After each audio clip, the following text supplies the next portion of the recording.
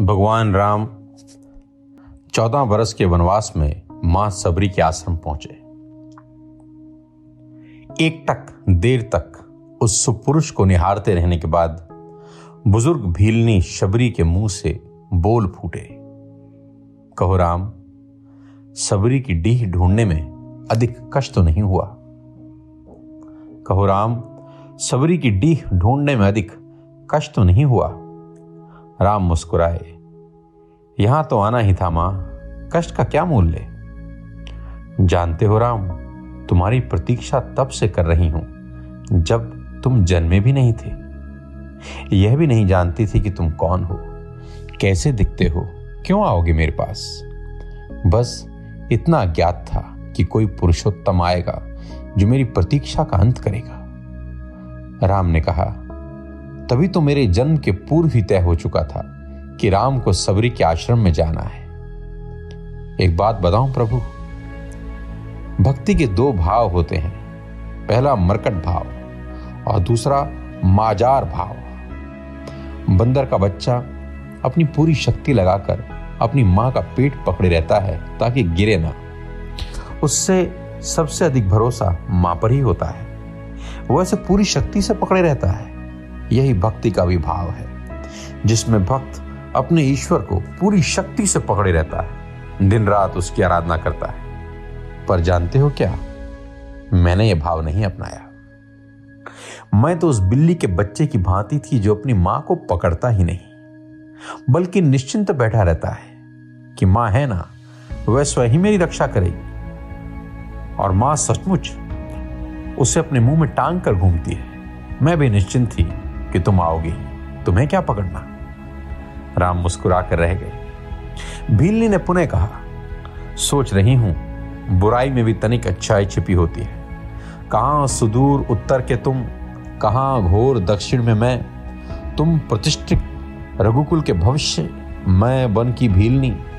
यदि रावण का अंत नहीं करना होता तो तुम कहां से आते? राम गंभीर हुए, कहा, भ्रम में ना पड़ो मां, राम क्या रावण का वध करने आया है? अरे रावण का वध तो लक्ष्मण अपने पैर से बाण चलाकर कर सकता है। राम हजारों कोस चलकर इस गहन वन में आया तो केवल तुमसे मिलने आया है मां, ताकि हजारों वर्षों बाद जब कोई भारत के अस्तित्व पर प्रश्न खड़ा करे तो इतिहास चिल्लाकर उत्तर दे कि इस राष्ट्र को क्षत्रिय राम और उसकी भीलनी मां ने मिलकर गढ़ा था। जब कोई भारत की परंपराओं पर उंगली उठाए तो काल उसका गला पकड़कर कहे कि नहीं, यह एकमात्र ऐसी सभ्यता है जहां एक राजपुत्र वन में प्रतीक्षा करती एक दरिद्र वनवासिनी से भेंट करने के लिए 14 वर्ष का वनवास स्वीकार करता है।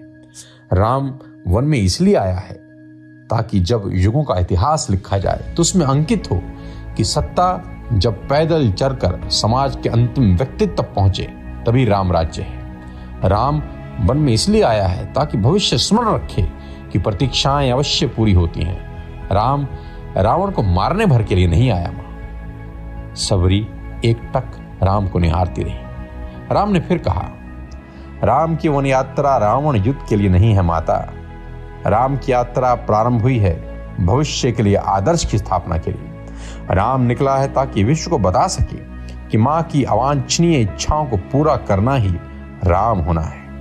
राम निकला है ताकि भारत को सीख दे सके कि किसी सीता के अपमान का दंड असभ्य रावण के पूरे साम्राज्य के विध्वंस से पूरा होता है। राम आया है ताकि भारत को बता सके कि अन्याय का अंत करना ही धर्म है।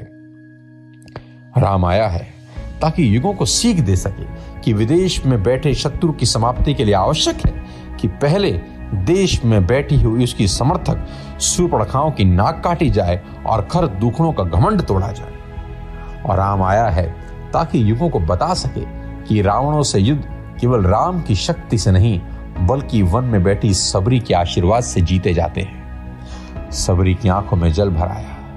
उसने बात बदल दी, कहा, बेर खाओगे राम? राम मुस्कुराए, बिन खाए जाऊंगा भी नहीं मां। सबरी अपनी कुटिया से झपोली में बेर भर कर लाई और राम के समक्ष रखती है। राम और लक्ष्मण खाने लगे तो पूछी, मीठे हैं ना प्रभु?